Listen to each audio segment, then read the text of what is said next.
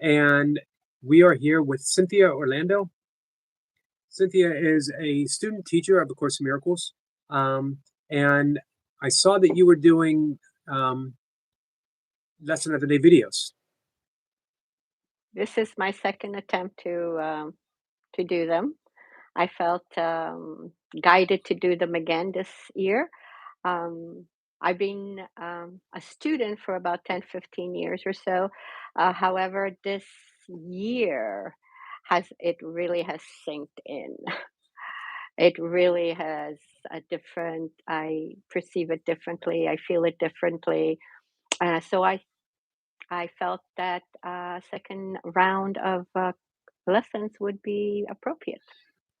It's funny how it really feels like our energy shifts and opens up, and we. I struggled for years and years and years, um, and then I didn't. It was Hmm. as simple as that. It wasn't like there was any. I didn't graduate. I didn't get any smarter. That's for sure. Um, but something shifted within. No, you know what I should say? Some blocks were removed from all my Yes, previous work. yes, There's a wonderful line in the Bhagavad Gita where no spiritual effort is ever wasted. It's all carried forward, and it's the same with the course. That just even if you struggle to get to lesson 10 and put it aside for however long, it's never wasted. I agree. 100% agree. Yes, I think the course it starts immediately to work on you. You don't realize it, you aren't aware of it. You even struggle with it. You saying I'm not a good student. That's all ego again, but still it is working. It is sinking into your mind.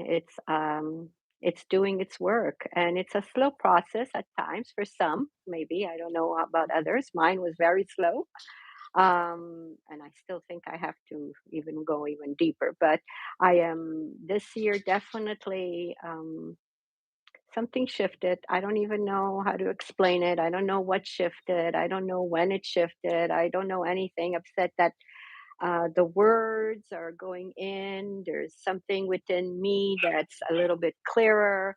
And like you said, I think all of the blocks that I was holding on into my mind has just dropped by doing the lessons over and over. And I don't do the lessons always in order, to be honest. At the beginning I did.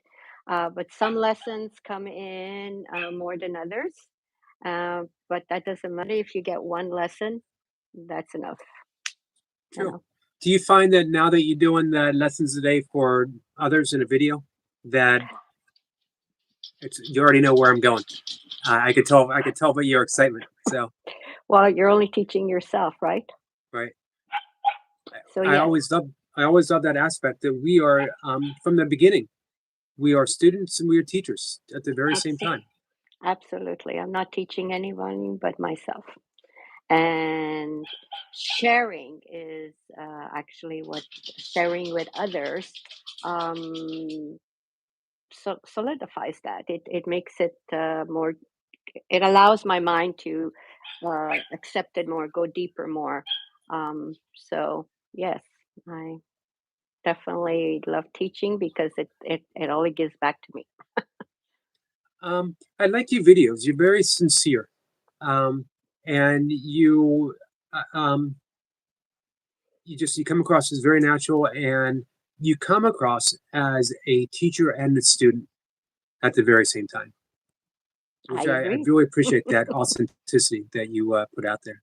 Yeah, I agree. I will never claim that I know the all, that I'm completely enlightened and I know everything. Absolutely not. I am learning as I'm going and as I'm teaching. So, yes, I thank you. It was the videos and the authenticity that gave me that little intuitive nudge. Ask Cynthia if she would like to talk, and then when I asked you today if there was a topic that you might want to talk about, and you said, uh, let's just trust spirit and go with the flow. And I love that answer. Um, and that was actually going to be the first question that I asked you was, so at this point in your own practice of the course, what does trusting in spirit on an everyday basis, moment to moment, look like for you? It's tuning in to the voice of love, recognizing which voice I am listening to. I will take, for an example, this morning. It's my day off from work, and sometimes I like to see the sunset, the sunrise, sorry, the sunrise. And there was a voice, I should go see the sunrise. But my body was tired. I didn't want to go. There was something that didn't didn't feel good. But there was a voice in there saying, "You should do it. You're not good enough if you don't do it. You're going to miss something out." And I recognize that voice thanks to the course and my spiritual path. I recognize that's not a voice of love. The voice of love will never pressure you. The voice of love is peaceful. It allows you, you are still who God created you, no matter whether I decided to go to see the sunrise or not go see the sunrise. I'm okay. And so recognizing that voice is trusting that voice of love that says nothing really. It just accepts who you are. But the other voice, that's obviously the ego, the voice of fear. So trusting is trusting yourself, trusting your higher self, your higher mind, your right mind. That's what trusting me. So it's tuning in and listening to that voice. That's what every day I try to do. How Like, surprised were you when you found yourself actually doing it? When it was no longer the realm of theory? I remember reading about it and thinking, oh, so I have two voices. I have two teachers that I can choose from. Theoretically, it sounded great. Um, and then a few years into the practice, I found myself actually realizing that I was choosing the wrong teacher and experiencing that which didn't serve me in any reasonable way. And I consciously chose um, the voice of love, as you described. And I remember being really surprised. You know, I remember reading I had that option, but now I actually took advantage of the fact that I could do that, and now it's much more seamless. It- I feel Not grateful for that voice now. I feel grateful that I could actually hear it because, like you said, I didn't hear it at all.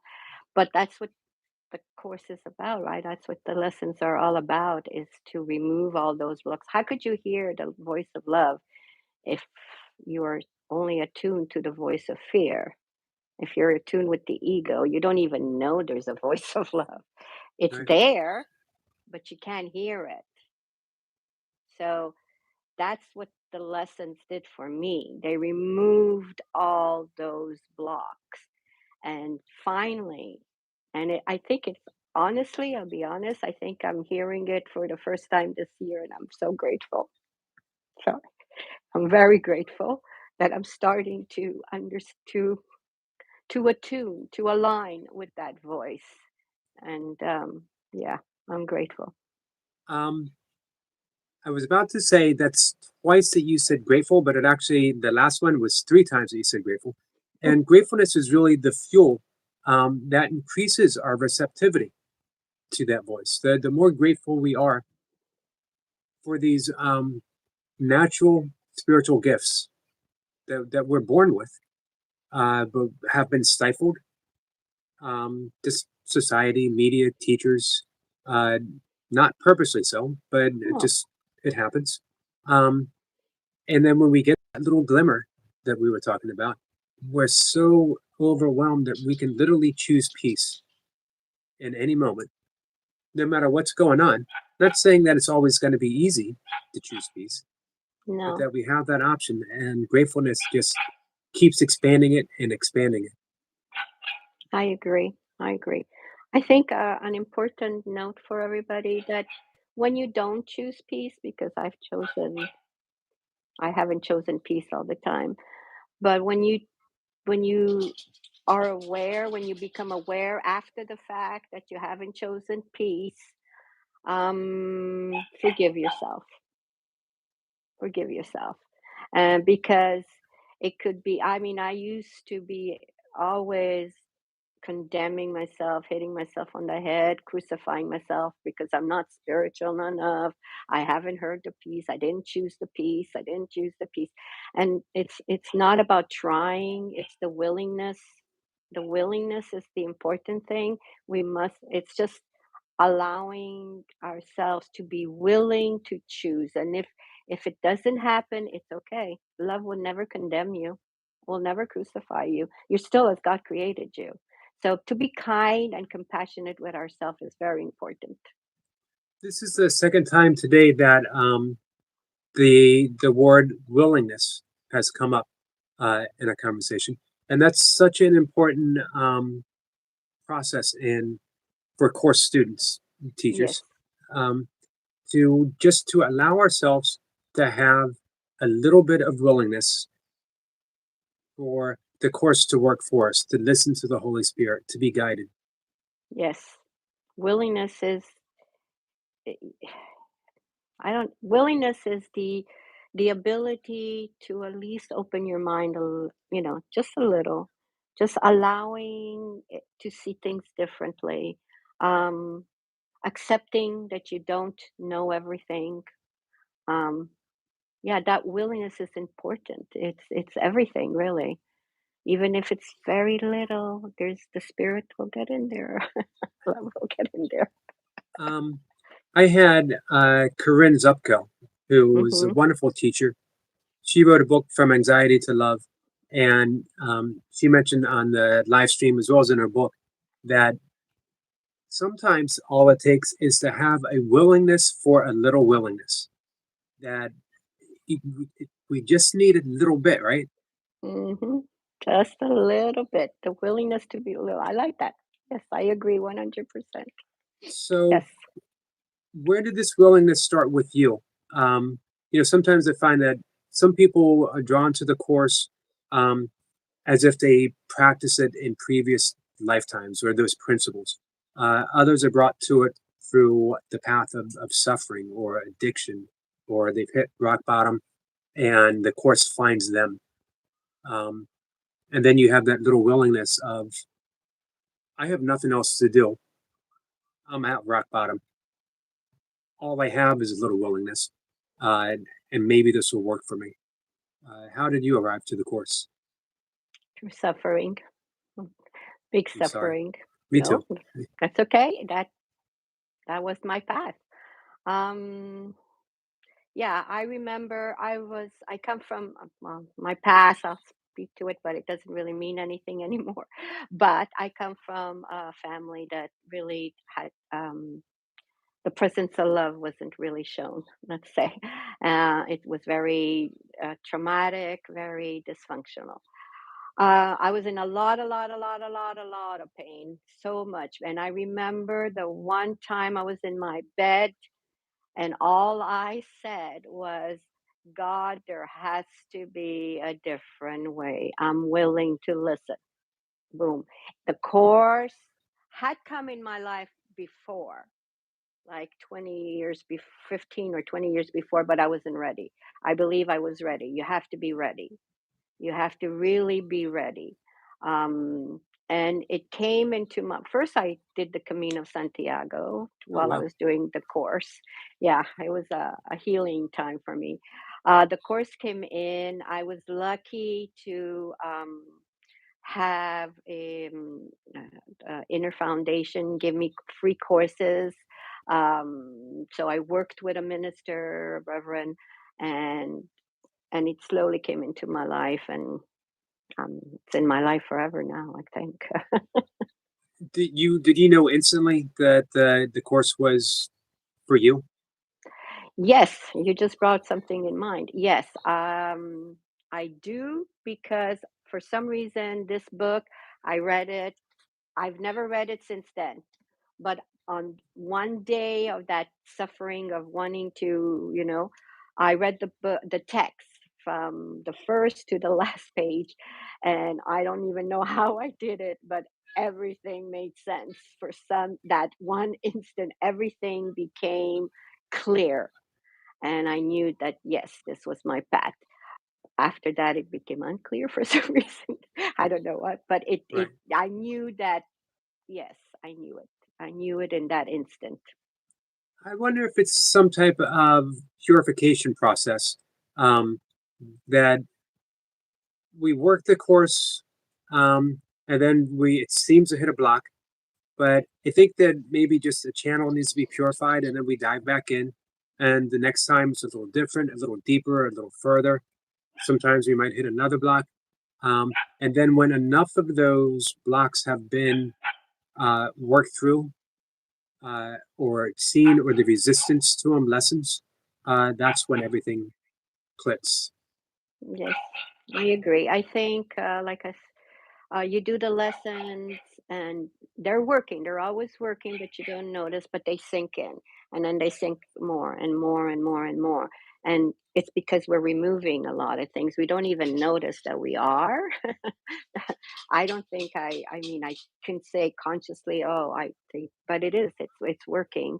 Um, I think you also, what happens is the mind, I see purifying the mind to me is removing the blocks. It's also marinating, sinking into those lessons. Like they're working it's themselves. I don't know how to explain that, but there's something that's um, allowing me to open my mind more and more and more and more. I Yeah. think that was So, a perfect way of describing it. By the way, we had a friend that said that that is a beautiful painting behind you. oh, thank you, Amazon. Uh, I love it too. Um, did you have any? Was there sort of a spark? Like a lot of people that I have coming up struggled with the course, and they read "The Disappearance of the Universe," and that really helped a lot of people have it make sense, or they found a particular teacher that resonated. For me, it was both Kenneth Wapnick and Gary Renard, and both of those. Marianne Williamson too, early on. Um, but I think the two biggest um, people that really helped the course sink in, uh, and Gary Renard. It was after many years struggling. I started the course um, in about '93 and didn't finish the workbook all the way through in a year until 2007. Um, and that was due to Gary Renard and just getting a um, whatever it was. Reading that book, something shifted. um, my path went so many directions, but I think everything came in. I did read Gary Gernard's book, The Disappearance of the World. I also, my first experience was Marianne Williamson, Return to Love.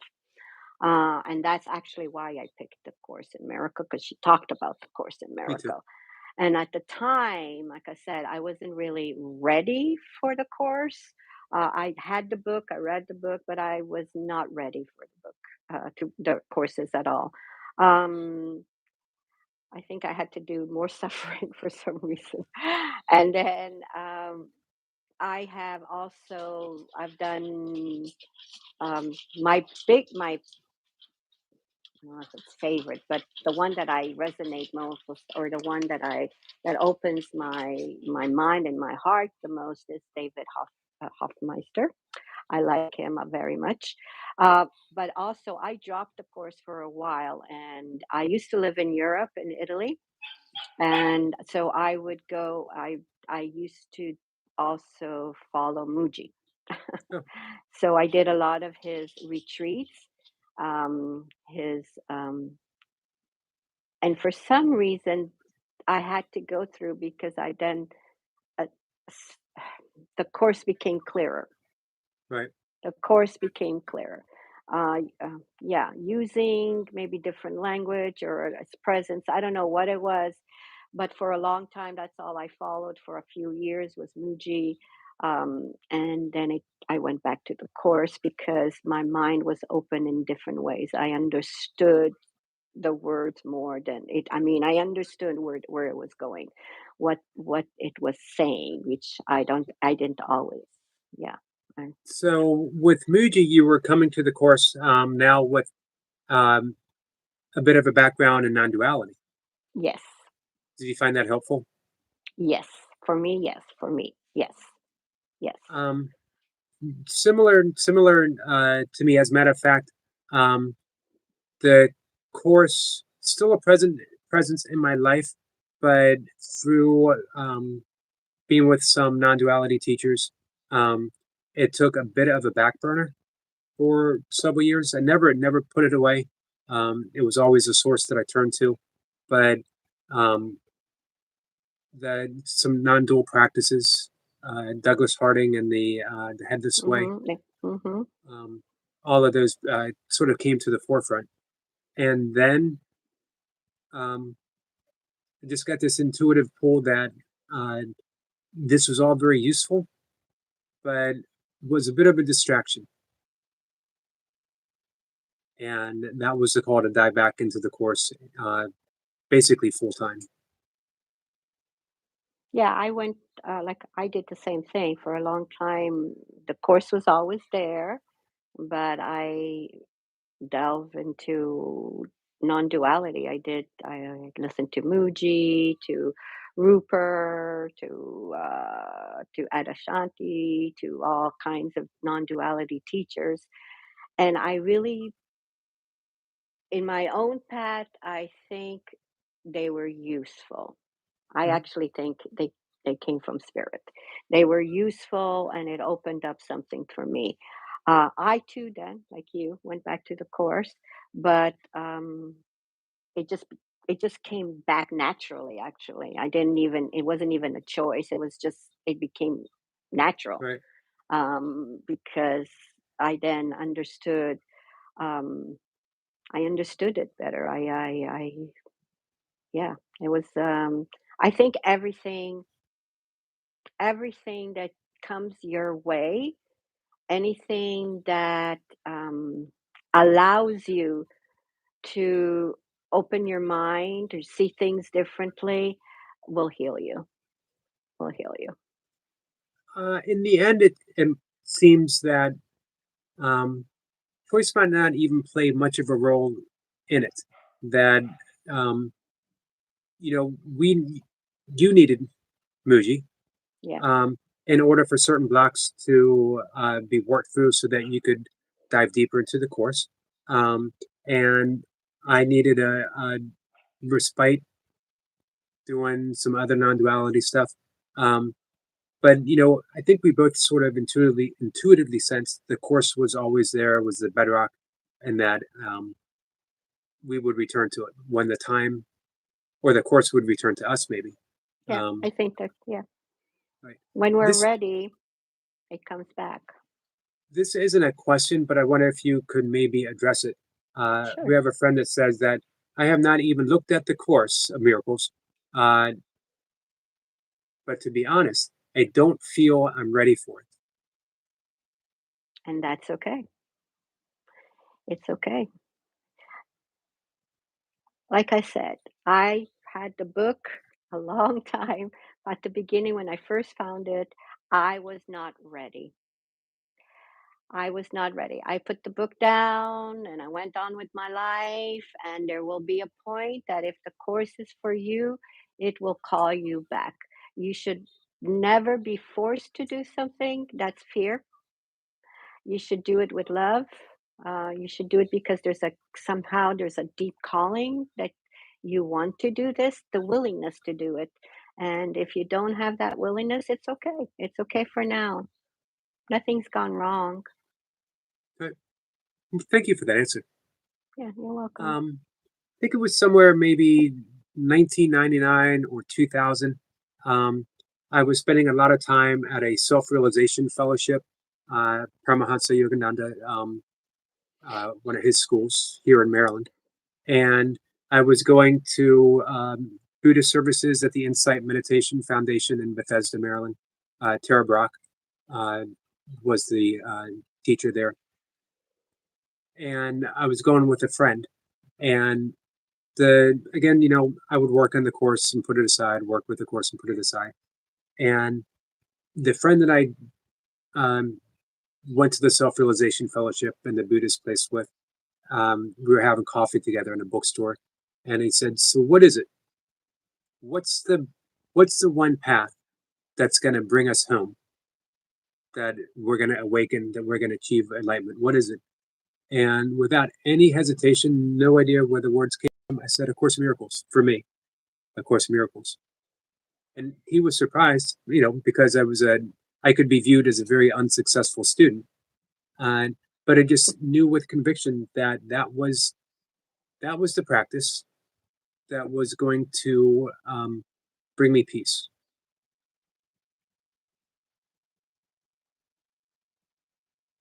Um, that type of conviction, I think, can happen early on, even if we lose faith a little bit. I think there's sort of that magnetic connection uh, that we have, regardless if it's A Course in Miracles or if Muji's your path or whomever. But do you think you? I'm Go sorry. Go ahead. ahead. No, no, go ahead. I was going to ask you. Do you think that you had that from like first glance that maybe it wasn't time yet, but you knew you were going to come back?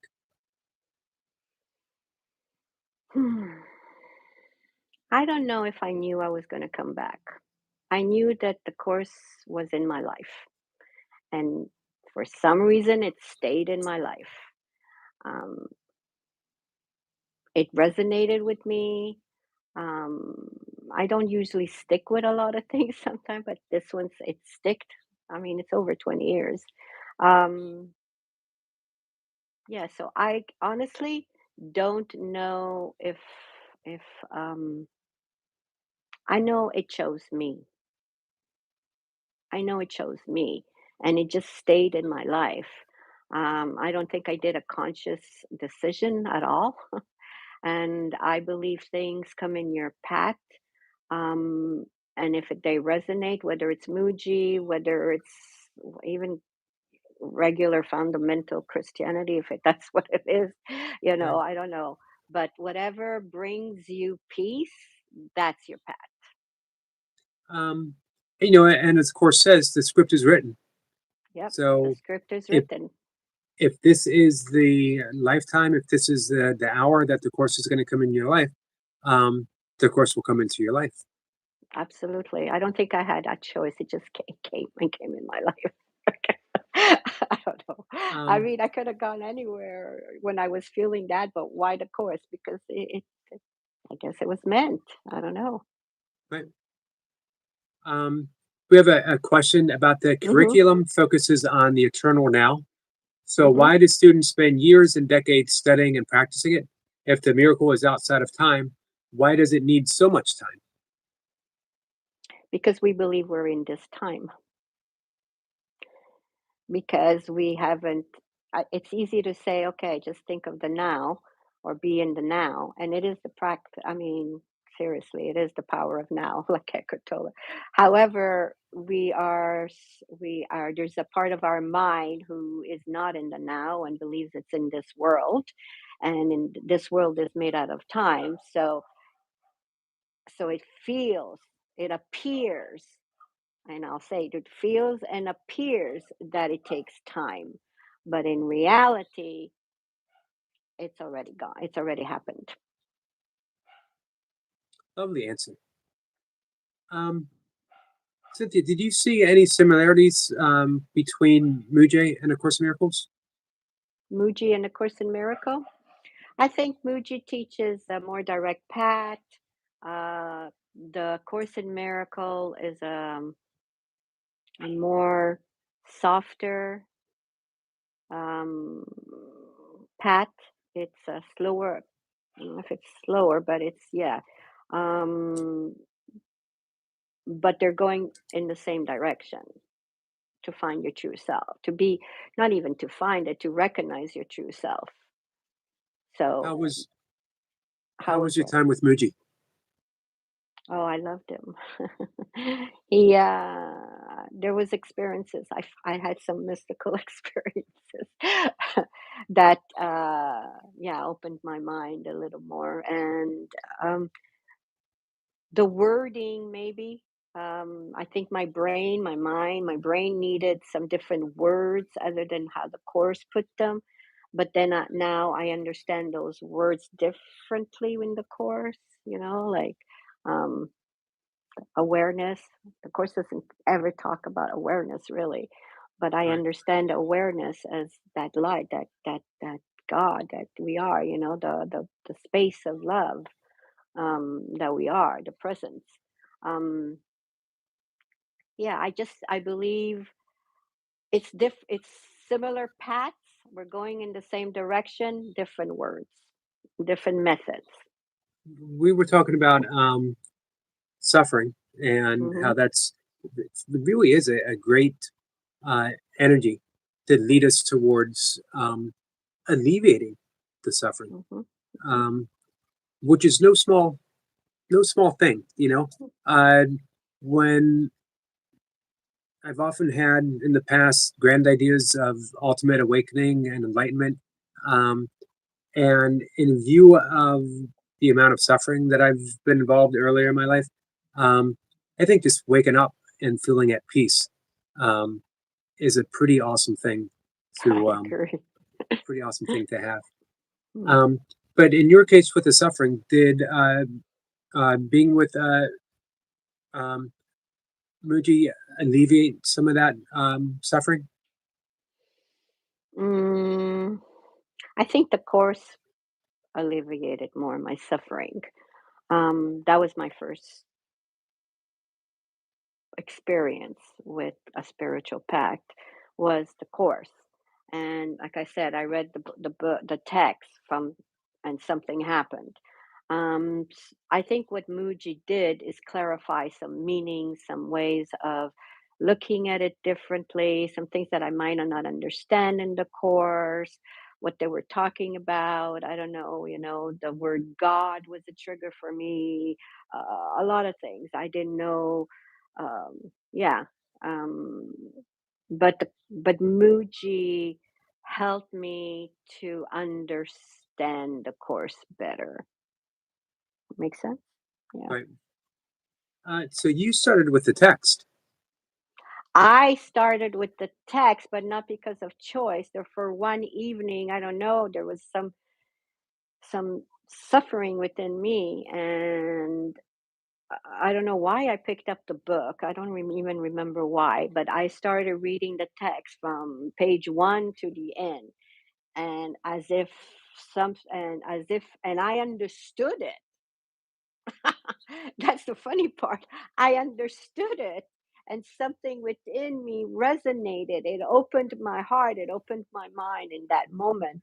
And that's when I knew the course was my path. I have not read, I swear, I have not read the text. All I did was the lessons. I don't read the text. Very rare that I read the text, or unless I open the book and something comes up. But I'm not one that memorizes the text or knows the text right? by heart or anything. I just know it from here in my heart. I can't say the words. I can't tell you which page is what, but something happened within me, and I don't have an explanation other than, yeah, I was willing in that moment and something opened. Sounds to me like you were called to dive into the deep end. Yes. You didn't stick your toe in the water and feel it out. Mm. Something the Holy Spirit said, "Hey, you know what? Dive in." Um, the text is now. It was difficult for me to read at first. Uh, Now every time I read it, and I go through it usually once a year, um, I find something it didn't quite pick up before. Something opens up to me. I mentioned several times recently that for years in chapter 5 in the description of the Holy Spirit, um, I was reading the Holy Spirit is the voice of God, which is nice. The Holy Spirit is the voice of God. But I misread it. I don't know why I misread it, but for decades, I read the voice of God when it actually is the Holy Spirit is the voice for God. And that was Yeah, for a God. definite Yeah, epiphany for me because um, the voice of God is something that I'm listening to that's out there and I'm hearing it. The yeah, voice for God for God. is within me. Hmm. And that means that I am literally, when I am having loving thoughts, when I am acting lovingly, when I am forgiving, that I am actually an extension of the voice for God. Um, and there's one of those blocks that even though I had been studying and studying and studying, um, some part of me was unwilling to accept that I was the voice for God. For God. Hmm. Um, but it was easy to accept that the Holy Spirit was the voice of God, and that if I was careful, put my ear up to heaven, maybe I would hear that voice. Um, and that's the thing about the text is uh, I'm in, you know, not to address your ego from my ego, but I'm impressed. No, I understand that. Well, for a long time, I didn't know I was love. So yeah, when the course says you are love, what does that Right? mean? I don't know. I don't know, but I understand now. I mean, I don't even understand it. It's not even an understanding. It's more of a knowing now. I'm listening to the voice for God, which is love. God created love. God is love. Okay. If God is love, then I'm love. And the Holy Spirit is the bridge, is that voice that connects me to love, who I am, my higher self. It's connecting me. So I after 15 years just becoming realize that, I'm or more, it's not even a realization. I think it's more of an acceptance. I'm learning to accept my true identity. I don't believe I'm always there, but I feel that more and more that voice of love is really my true voice, and I like it. So, Me too. Me I too. like listening to it. I like feeling peaceful. I like the world looks different, people look different. I see myself different.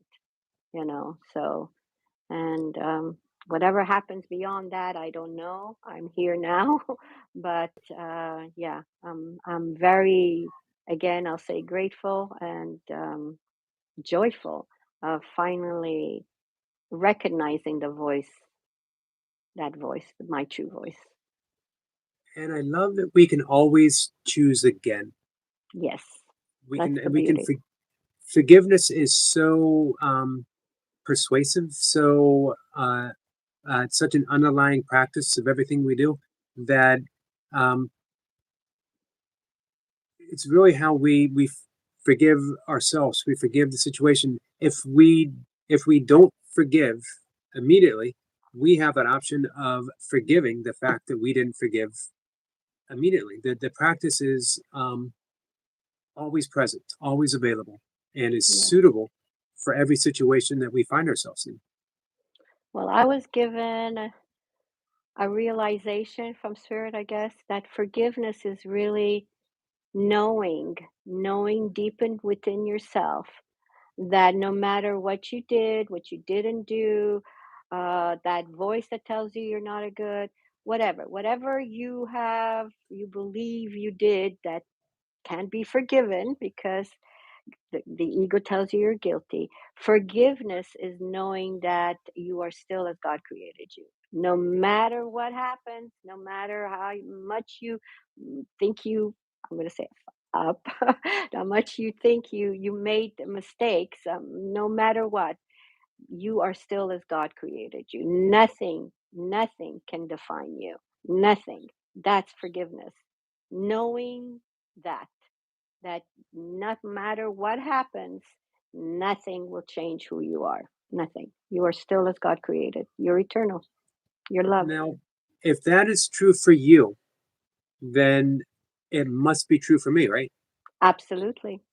And Absolutely. if it's true for me, it has to be true for um, my sixth grade bully or my school teacher that did whatever to me, or um, it has to be true universally, right? Correct.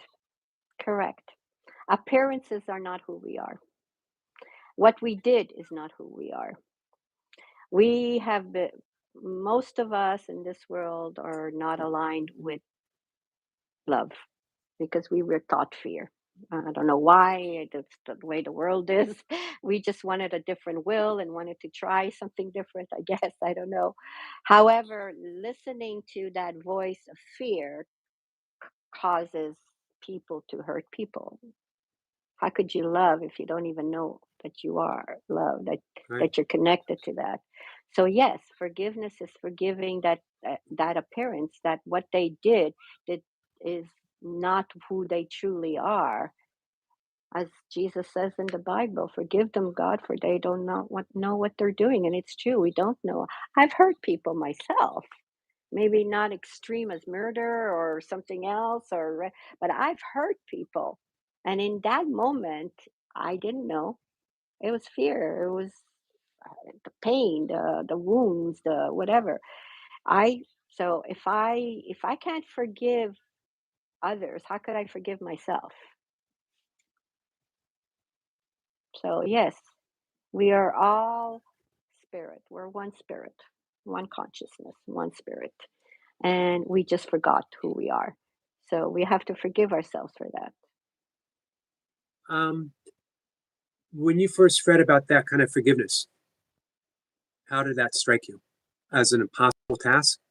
As something in theory, it sounds good, but I don't know about how practical it is. Or were you ready to, you know, hey, let's try it? No, forgiveness was very hard for my ego. the ego, the ego resisted it a lot. uh, I felt when I read it, and I know, and I really understood it and got it in. I I resonated with it, and I was relieved, but it didn't make it any easier. No, my ego is pretty strong. Was or is now less strong, maybe. But yes, it helped me. Um, yeah, it's a challenge sometimes to forgive, even now, but it's faster. It's Um, faster. and this is why the course, I think, really can be once you get it, it really can be the fast track to awakening, Mhm. because it's hard to in the course. It's really hard to develop a spiritual ego. Mhm. My forgiveness is better than your forgiveness. Mhm. Um, um, but in other forms of spirituality, it often seems that a spiritualized ego is even encouraged.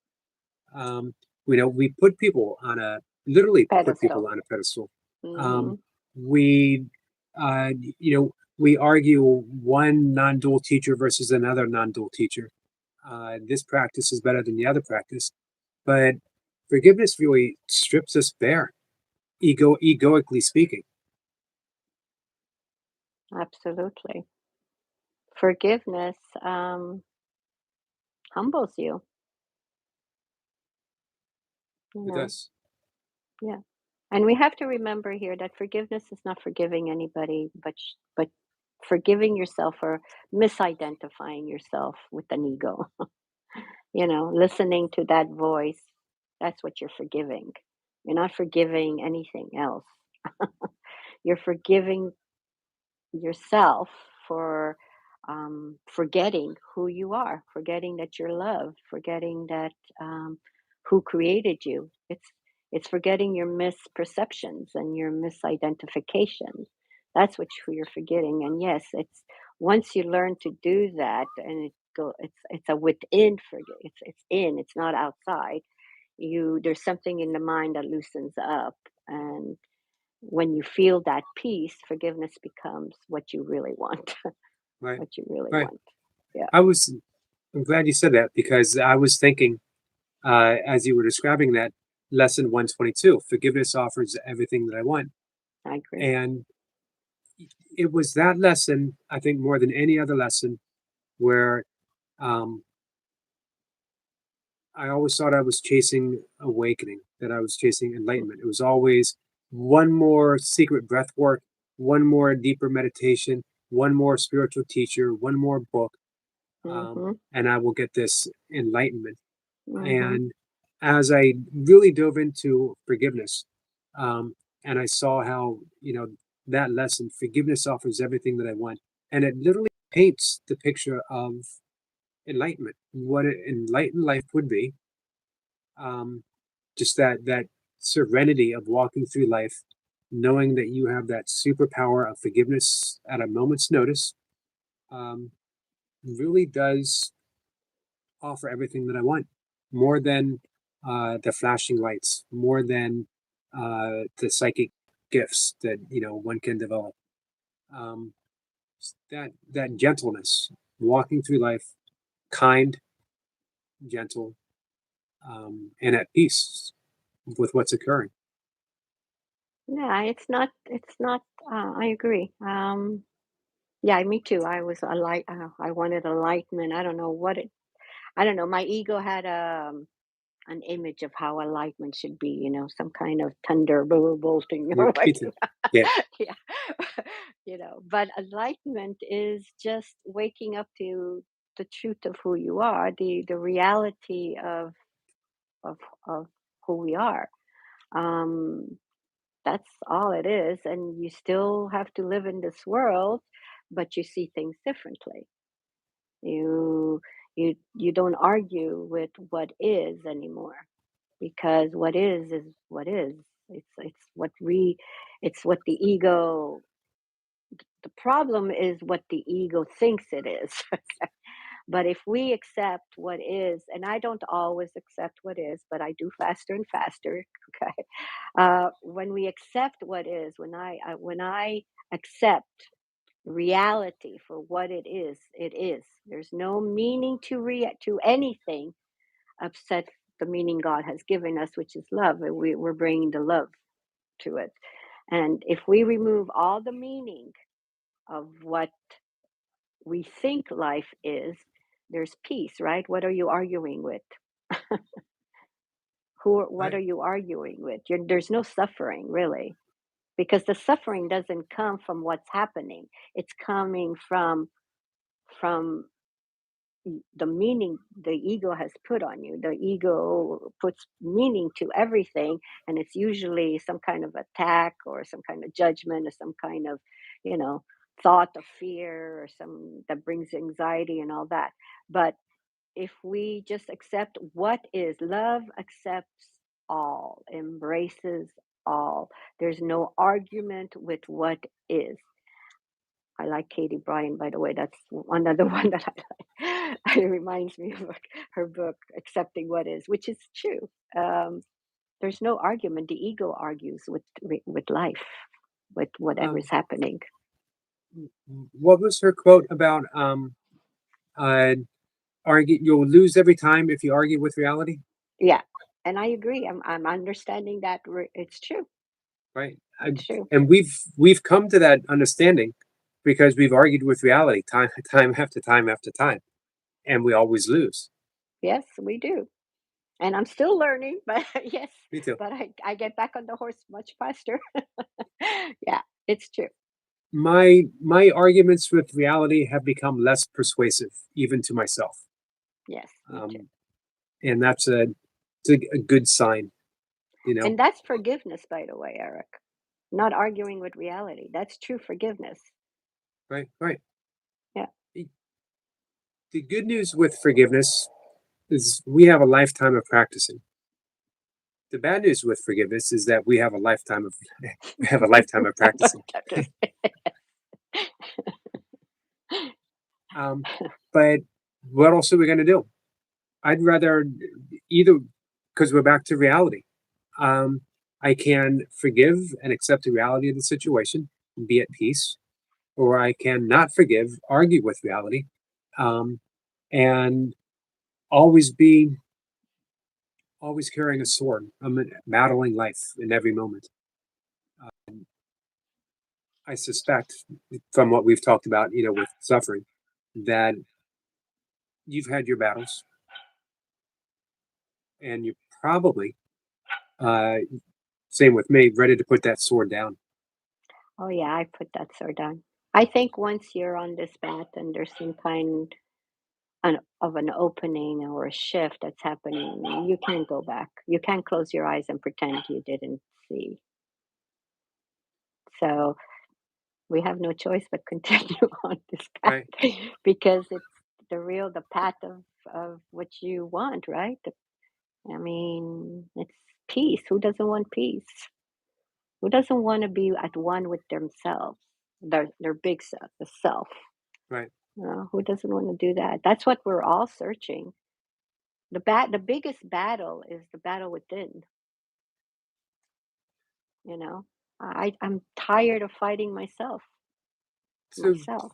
Yes. Cynthia, if we all want peace, Hmm. and I agree, why are we constantly at war with ourselves, with others, uh, with life? Why do you think so? Well, I think basically it's because we're listening to the wrong voice. We're listening to that voice that says we are separated, we are different, my way is better than your way. Your appearance doesn't please me. It's that voice that separates. There's a voice, there's the wrong mind, there's that voice that says we are separated, and it will do everything in its power to divide us. Once we come aligned with the voice for God, for love, once we become aligned, there is no more battle because everything out there is who we are. There's nothing. Everything comes from the mind.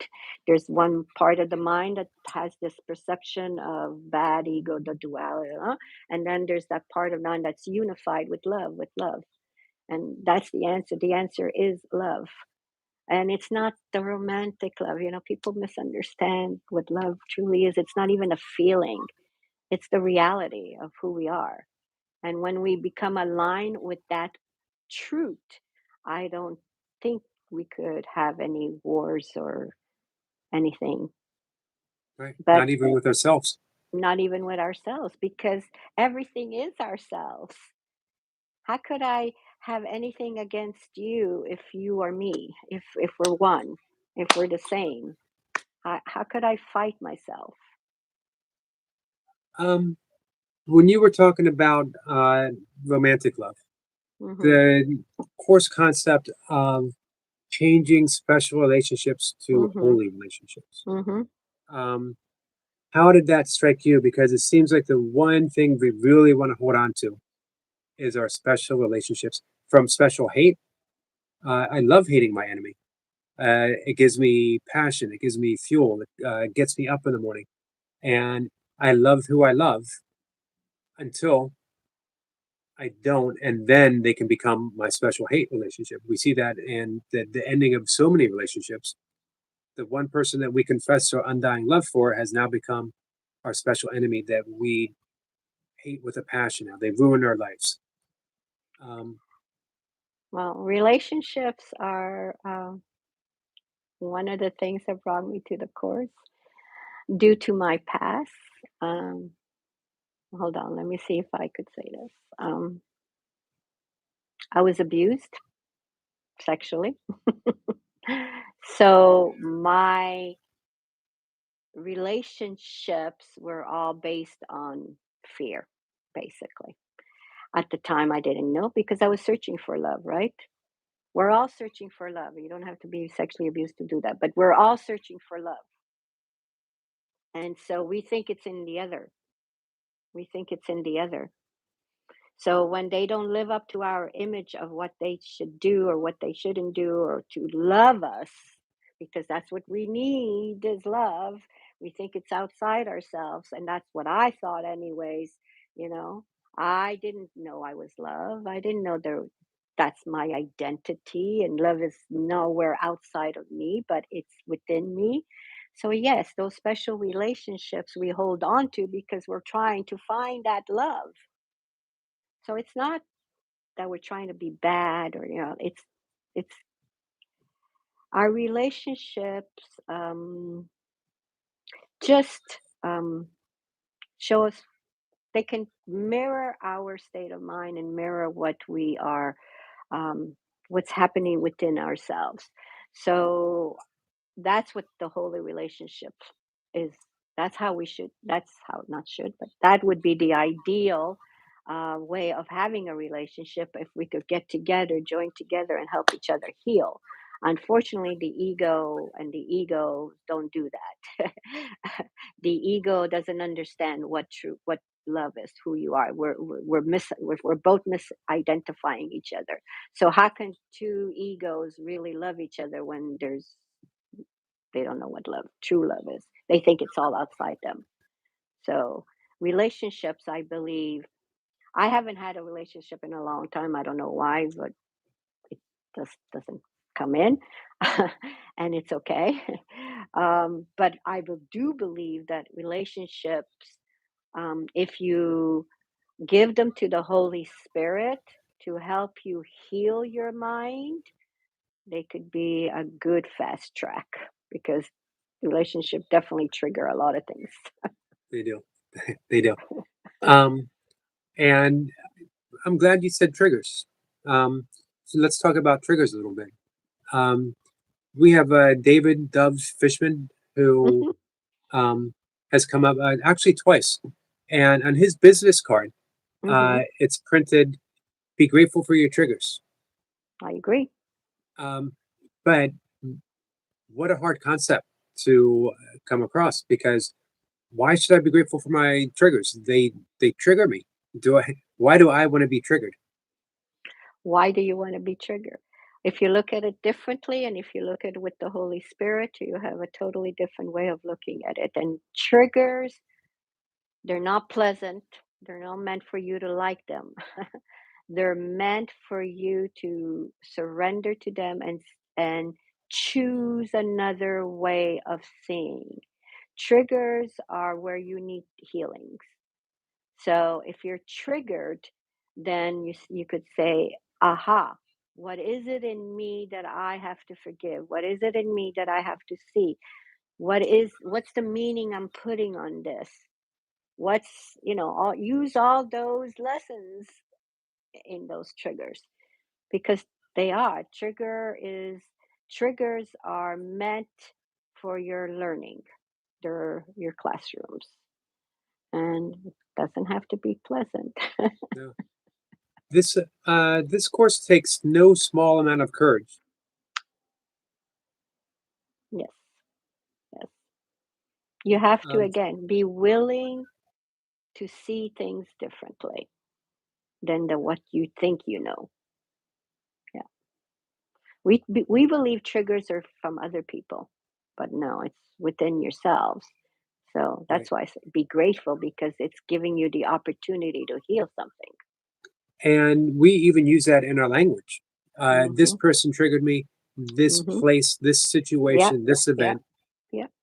triggered me. And yet, um, as you pointed out, where does the trigger exist? Within us. Yeah. So how could someone literally pull a trigger that's out of their reach? Well, that's why the course says, everything is meant for you, right? It's your own personal curriculum. So anything you think outside triggers you, but that trigger is for your own good. It's for your growth. It's for your healing, you know. So when you start looking, see, that's the thing.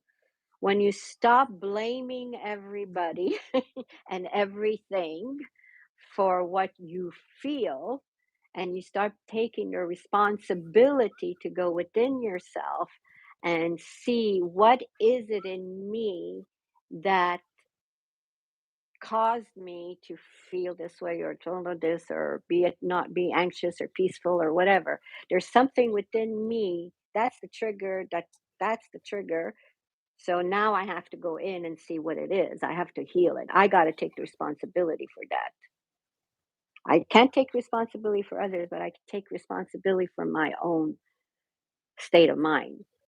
And it's not always easy. And I mean, it's easy. The ego doesn't like not blaming. Right. It wants to blame. It resists.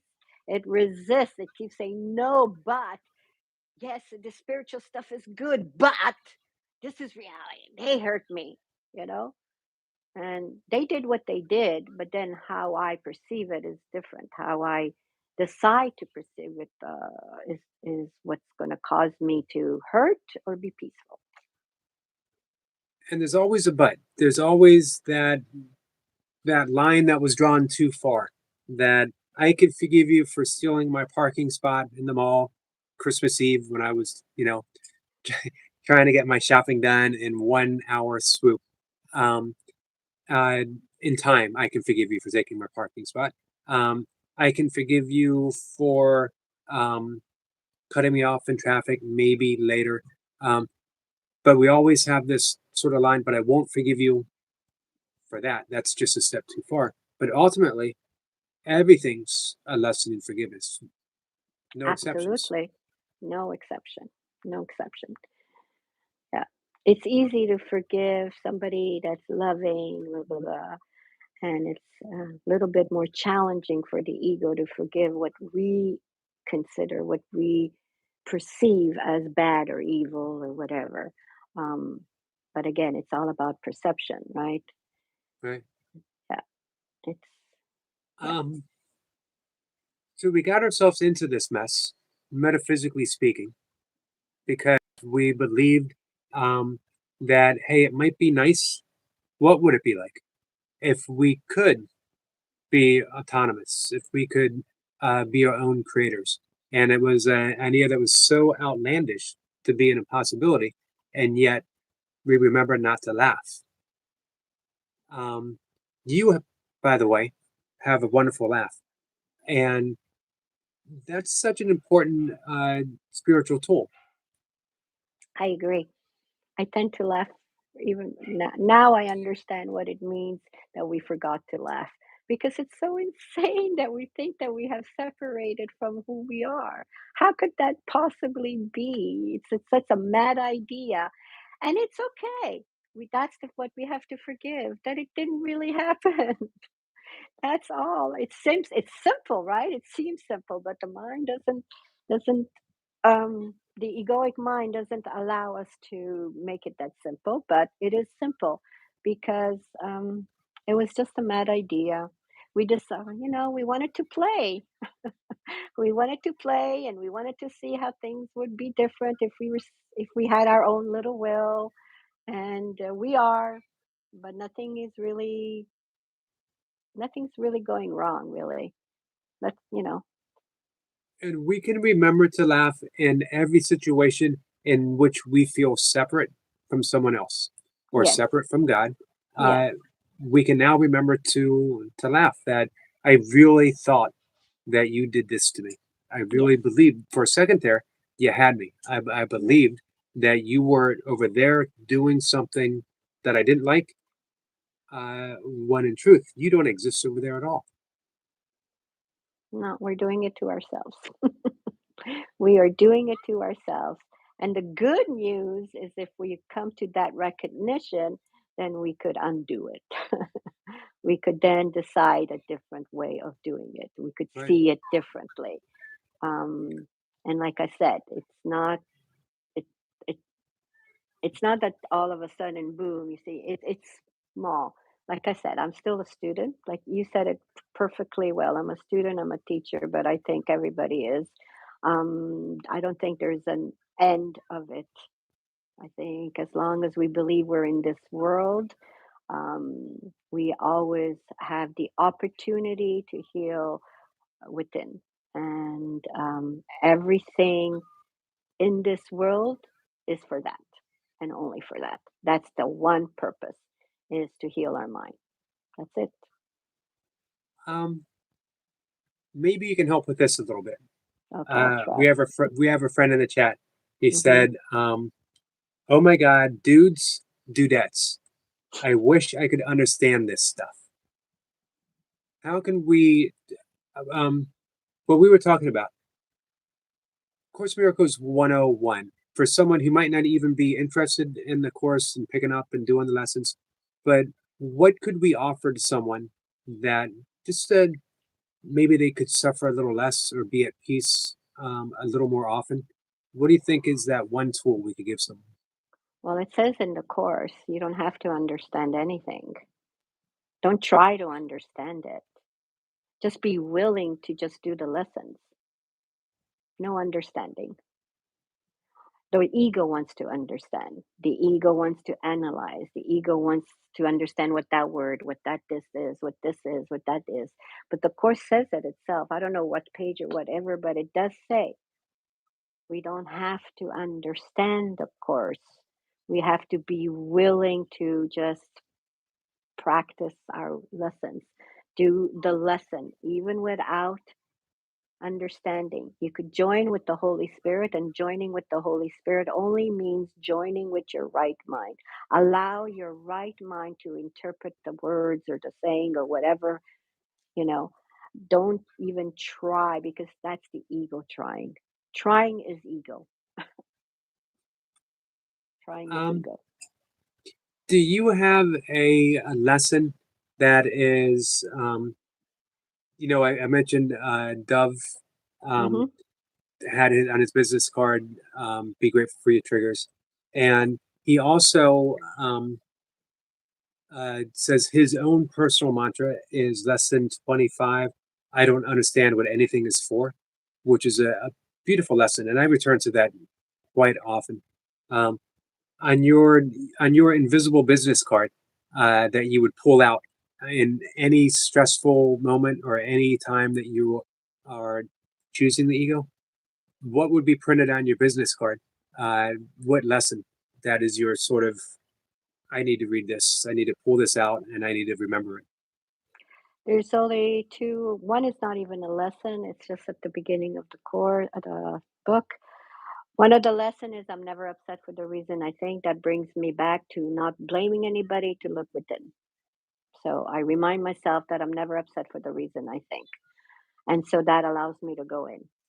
And the other one is reminding myself that nothing real can be threatened, Right. nothing unreal exists, and herein lies the peace of God. Those two go together so perfectly. Um, because if I am upset, and I think I'm never upset for the reason that I think, and I examine why I'm upset, and I can ask, is this, if I'm threatened by this, then ultimately it can't be real. Exactly. So I liked Exactly. your double-sided business card. Thank you. Perfect. Yeah. Um, it's and also, and I'm sure this happens to you. Um, I do have these favorite lessons. 25, lesson one, 22. But sometimes the lesson will come, whatever lesson, given the situation, the right lesson just springs to mind. Absolutely. I agree with you on what for some reason I open my book and it's what I need to hear or it comes up Right. there. Yeah. Yeah. It's miraculous. I don't know. Yeah, I agree. Yeah. The But the course really is a living energy, isn't it? I mean, Yeah. it's Yeah. it's the voice of ab- Jesus. Yeah. Absolutely. Yeah. Absolutely. Did you have any trouble with? I know you mentioned religious language when it first dawned on you, or you heard, or you read that this is narrated by Jesus. No, I love Jesus. Even when I was small, I loved him. I don't think I ever was close or have a connection with Jesus because of the religious background I came from. However, now I understand Jesus to be that loving voice.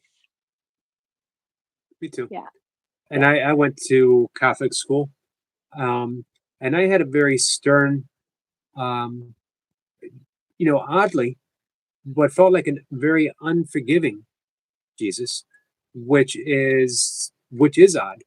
That the Jesus on the cross, who, as you mentioned, said, "Forgive them, Father, for they know what they do," was unable to forgive me if I didn't eat fish on a Friday, Mhm. or if I didn't go to Mhm. confession and confess Mhm. everything, or Mhm. if I did Mhm. this or didn't do that.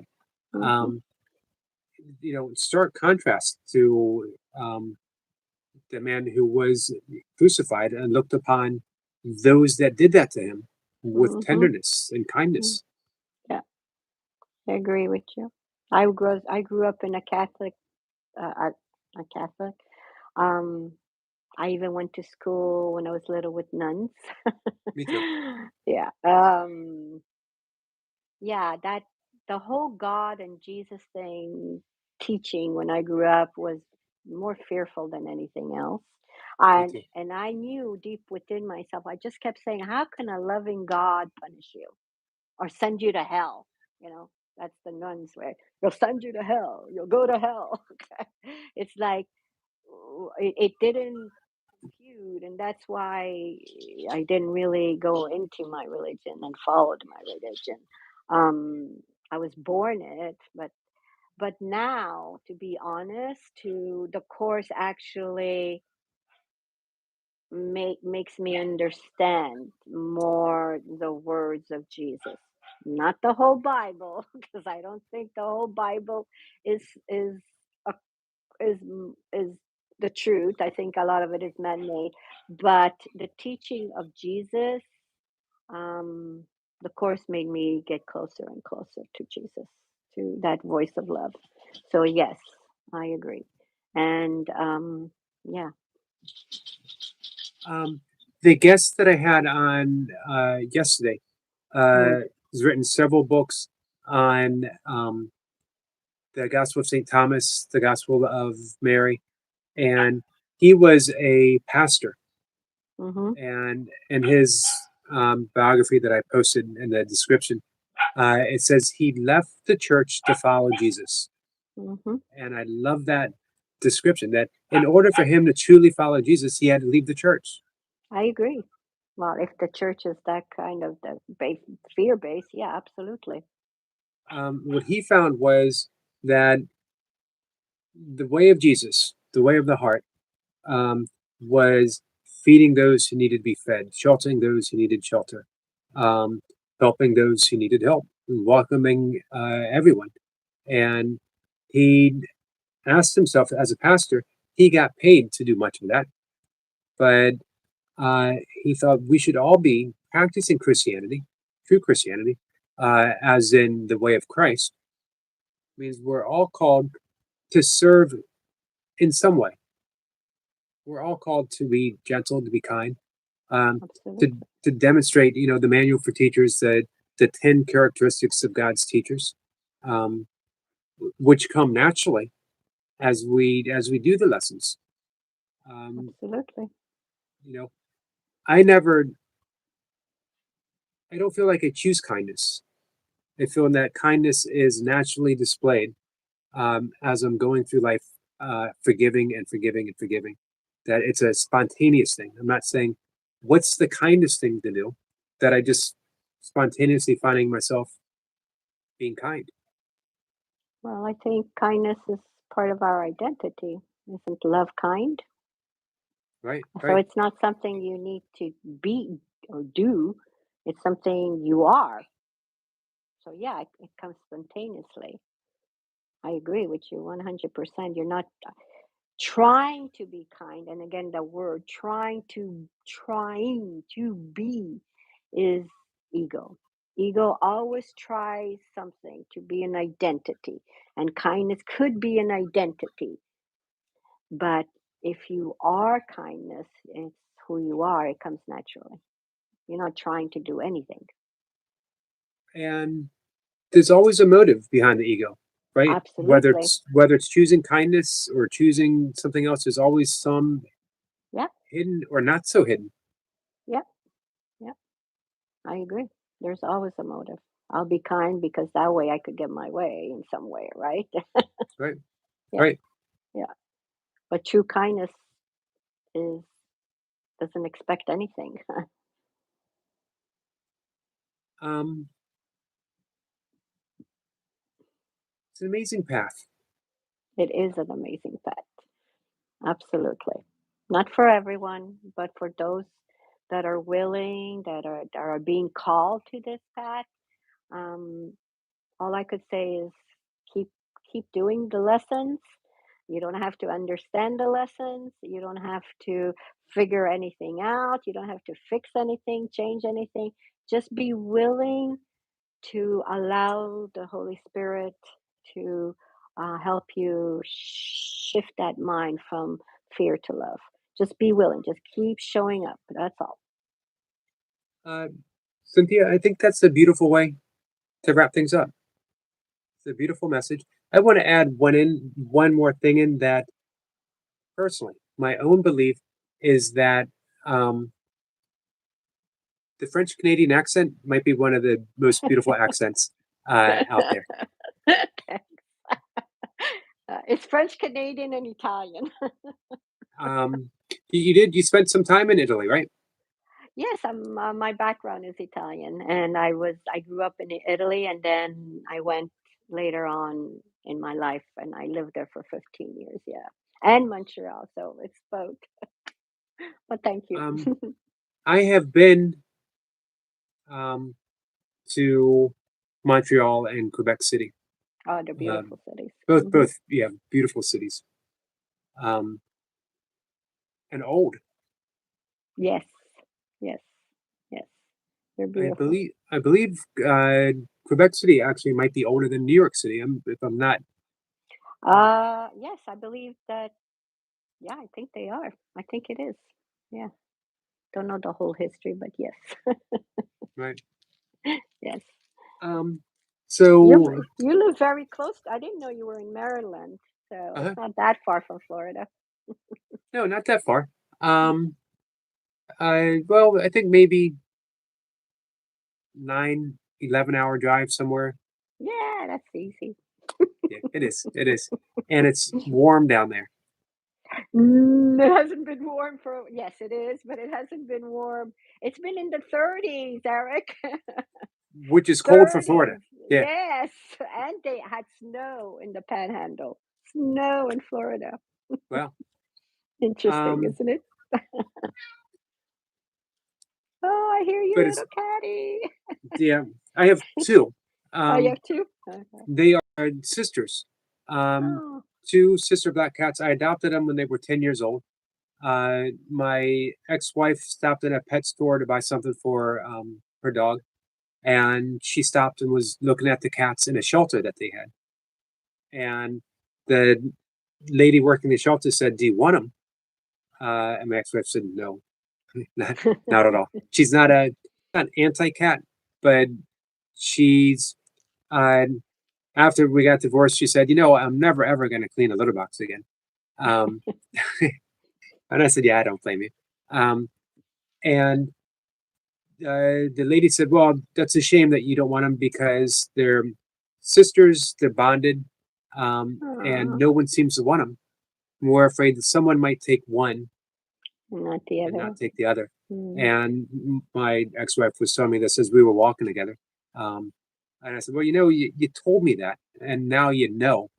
I That you gotta, could. I gotta bring the cats home." Um, Oh, that's nice.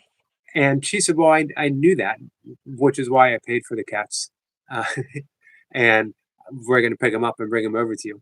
So the script was written, Cynthia. I had no choice I in the matter. agree. It's the same thing with my dog. It was my mom's dog. She had decided to get a dog so that she could help herself walk a little more. But somehow something happened and her hip or whatever, something happened and she could not walk this dog anymore. So she said she was going to give it away. And I said, no, you're not. I'm taking it. Right? And I'm grateful. This being has taught me about love more than anything else. Yeah, I love him very much. Um, my last dog, age of 15. We had two since they were puppies. A Skipperkey, which is a Norwegian little. Um, this dog might not have been really Skipperkey. He was supposed to be in name, but Mhm. I think he might have been part, maybe like maybe a little bit of a wombat and maybe a little bit of a Tasmanian devil, maybe a little bit of a mountain goat thrown in because he could climb just about anything. He could escape any crate. He was small but impervious to weather, to anything, to um, and we had a corgi, which Oh, just I love corgis. Um, but they both passed away about a year from each other, uh, 15 and 14. And for a long time, it was I couldn't think about getting another dog. oh, But yeah, I feel you there. yeah, I feel n- you there. now I'm thinking about getting another dog, and both my cats are saying, "Nope, you're not getting another dog." Uh, No, no, no, no. We want all the attention. yeah, you have two cats, and that's Mhm. enough. But we'll Yeah. see who wins out uh, i- in the end. Well, we'll see. Yeah. So Cynthia, I'm going to be following along with your workbook lessons for the year. As I Thank said, you. they're beautifully and authentically, and I think that's actually the same thing. I think one is synonymous with the other. I think it's your authenticity that makes them so beautiful. Um, and anytime you want to come back and just hang out and have a conversation, I'd love it. Oh, well, thank you for the invite in the first place. So I appreciate you, and it was great. I loved it. Thank you. Yeah. I Yeah. appreciate that, and I'll send you the link for this Okay. live stream. I appreciate it. I'm gonna try to put it on my Facebook too. On Okay. my I will also okay. be making some shorts throughout because you've Okay. said so many beautiful things, and I love being able to capture them. Um, I was told this will be my last story, and I will definitely let you go. It's Um, okay. I was told by a great teacher that not everyone is going to sit down and watch an hour and a half live stream I or agree. or repeat and I watch an agree. hour and a half live stream. Hmm. But there's someone out there who needs to hear one of the beautiful things that Cynthia said. Maybe a 3 minute clip, maybe a minute clip, maybe a 5 minute long form, and it will be there, and it will find that person. The gift of the algorithms will bring it to them when they most need to hear it. Uh, Wow. so I've been making a lot of shorts, and a lot of small videos of the guest, and I'm very happy that your voice is going to be one of those voices that finds just the right person. Because again, you did say so many insightful and beautiful things, and I really appreciate that. Well, I pray that I could only be helpful. So thank you again. Thank you really, very much. You don't understand how I appreciate this very much. It helped me more than you ever even think. It didn't only help others, Oh, it helped me. well, So that thank you. that makes me happy, and we will definitely do it again. And thank you for saying yes. You're welcome. Thank you. Yeah, Namaste, my love. namaste. Bye. Nice. Ciao.